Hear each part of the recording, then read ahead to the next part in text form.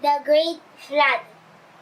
The story that I am going to share with you is about the history of Noah. Noah was a good man. Not only a good man, but a righteous one. He is the only man during his time that pleases God. God observed the men of the earth and saw how wicked they are. God spoke to Noah and shared his plan to him.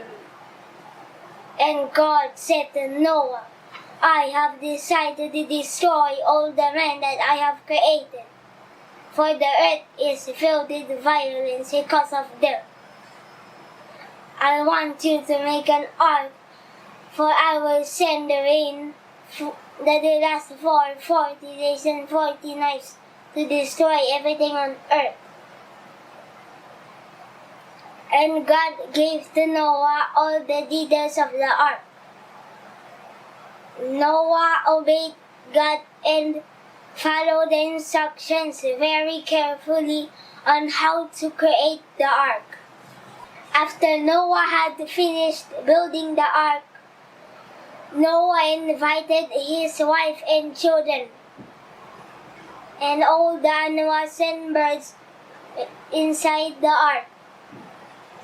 He also warned the people about the flood, but they refused to believe Noah.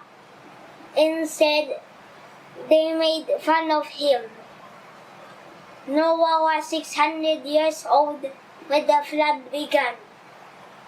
Noah took his sons, his wife, and his sons' wives into the ark, along with the animals and birds, to escape the great flood. Everything outside the ark was destroyed. All the living creatures, men, and all the animals and birds died because of the waters of the flood. Mountains submerged in water. After 40 days and 40 nights, God remembers Noah. So God stopped the rain and the water started to recede, for it covers the whole earth. And God promised not to destroy the earth again by flood. The moral of the story is the duty of man is to please God, and we should learn to listen and obey God.